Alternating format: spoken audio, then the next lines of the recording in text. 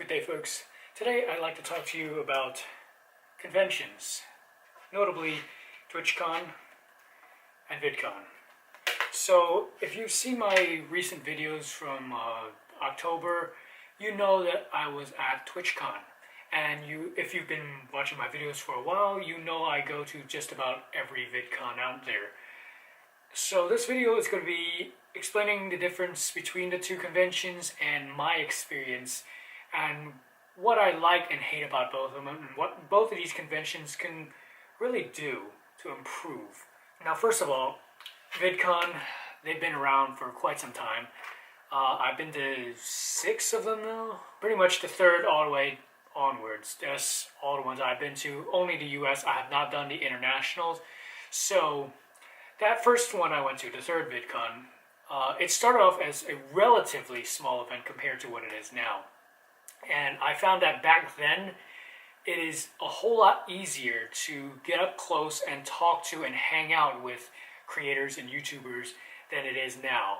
Now it's just so saturated with so many creators, so many fans. It's very hectic. And you can rarely ever get to meet who you want to meet because there's just simply too many people out there.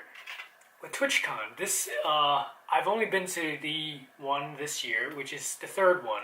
They've had a different location each and every time, but because it's pretty local now, and I'm pretty local to it, I had the opportunity to go. Now, what do I think? This TwitchCon, I would say, is just the right size. It felt more like the VidCons of old.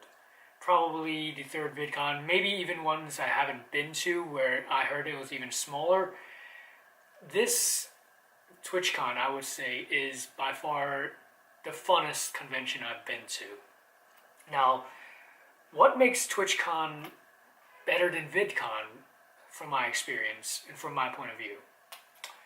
Well, because it's a smaller event, and because it has so many different genres of gaming and live streaming, fans can get up close and personal with their favorite creators. The lines to meet people are shorter. There are more specialized things you can do compared to VidCon, which is just a whole slew of products and services that people are trying to shove down your throats. With TwitchCon, you can demo new upcoming games, meet people other fans of the community more easily and interact with them without having huge saturation.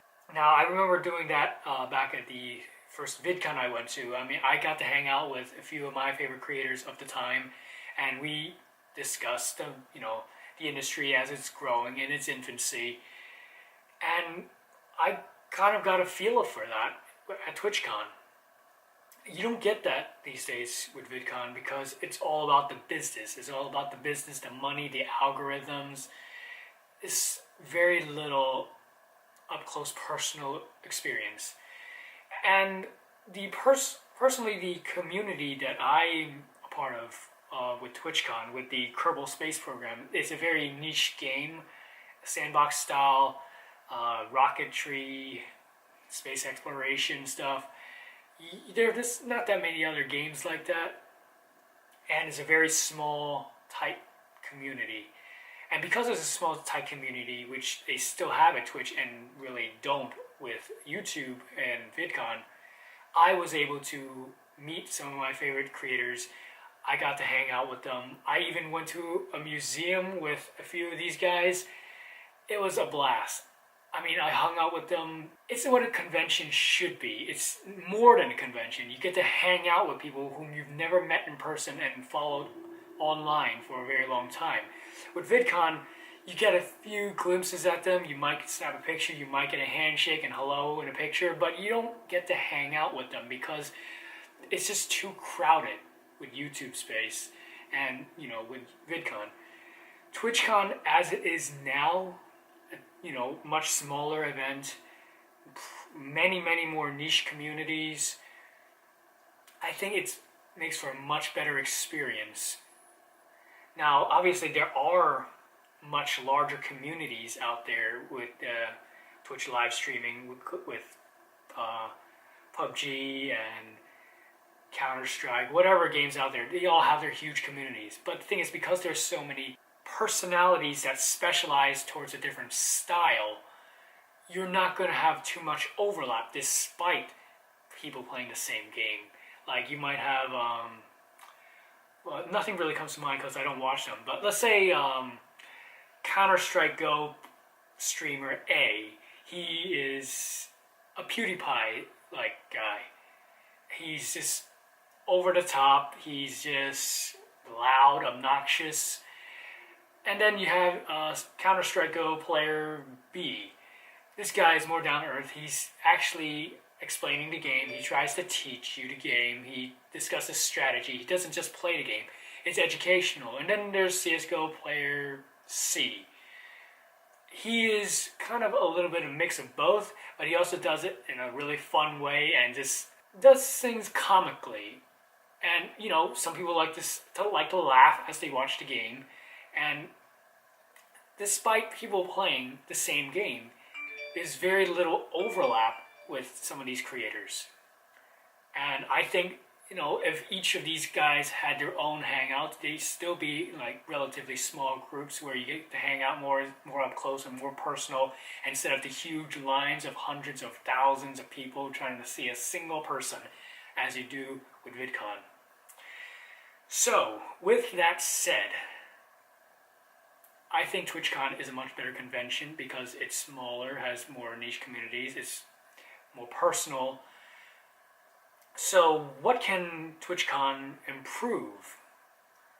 Well, I really can't say much. I mean, if they had maybe get-togethers with just the fans getting together instead of having to meet a creator, maybe they have an area like that. Maybe that's the only thing that comes off the top of my head.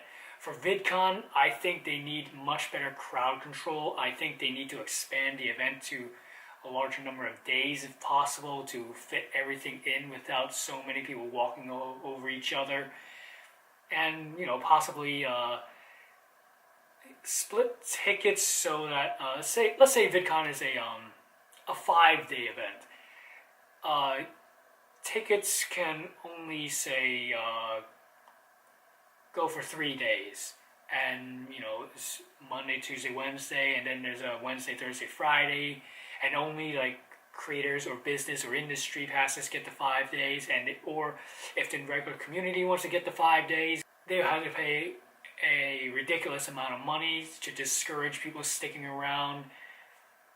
Stuff like that with VidCon would definitely help. I mean, the crowds are just too wild right now.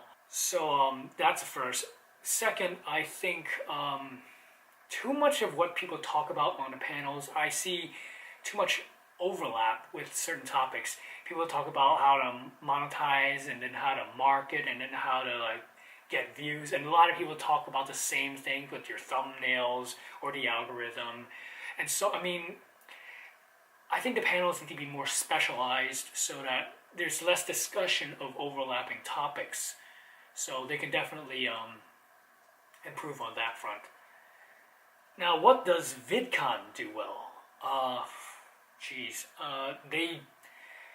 They have, this is not really directly related to VidCon, but I think the after parties with VidCon, those are pretty fun. They're pretty amazing. Unfortunately, this is not directly involved with VidCon themselves. This is more like the sponsors or the industry people getting together to create events. So this plus side I find from the VidCon experience is not directly related to VidCon itself. It's more of the establishment just throwing a party, and I happen to get into some of these parties, and if you're lucky like I was for a few, then it's definitely a great event.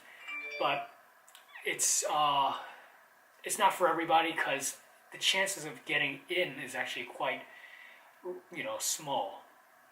Now, with VidCon, I already got my ticket for next year. I mean, I intend to go because it's still overall a good time. It's still some learning experiences from meeting some new people every year. I still intend to go, and I still would definitely like to continue going to those parties. Now with TwitchCon, I don't know where it's going to be held next year, but if it's close by, I definitely intend to go because from what I've heard, they really love the Long Beach location and they're trying to stick to it. So if that's the case, I definitely will be going, and I'm looking forward to improvements. I really hope they don't expand the event too much to too many people because I don't want it to be too saturated as it is with VidCon. With that said, it's kind of, they're both conventions, that's for sure. But I think it's apples and oranges, kind of, despite my comparisons. Yes, there's some, overlaps on what the conventions are about, but YouTube is mostly focused on video on demand and creating, mostly scripted content. As with TwitchCon, it's live stream. It happens on the go. It's spontaneous and it's kind of like live TV. So if you're into like the live streaming and you're actually, a fan of both these platforms, but you're more into live streaming, I think TwitchCon would be a better event for you because you are more vested into watching these guys. And with YouTube, with saturation of the YouTube space now, you might just get a glimpse of one or two guys' videos one day, and then the next day you forget about them, and then you watch other videos. I mean, there's just so many people to keep track of on YouTube because the content is just out there. There's just so much of it. And the chances of you wanting to meet everybody, the chances of you getting to do everything you want to do is very unlikely with VidCon. They are two different things. I mean, yes, I watch a lot of Kerbal live streams. Yes, I watch a lot of video on demand for news, culture, and other entertainment, and movie reviews. I mean, I have my genre there, but because YouTube has so many people to follow, it's a watered-down experience, but until the parties at least. And with TwitchCon, I meet one or two or three people who I really want to meet, and I get to hang out with them, but that takes up all the time. And if you actually want to go to panels at the, you don't get to do that, but at least you get to hang out with awesome people and have so much fun with them. So they're both great events. I mean, both have their pluses, both have their minuses. There's not much more I can say, but I'm not going to throw a playlist into this video. Playlist Live, it's just a giant fan fest. Jeez, I'm rambling on and on. I think I should end this video. And if you like this video, don't forget to hit the like button and subscribe if you want to see more.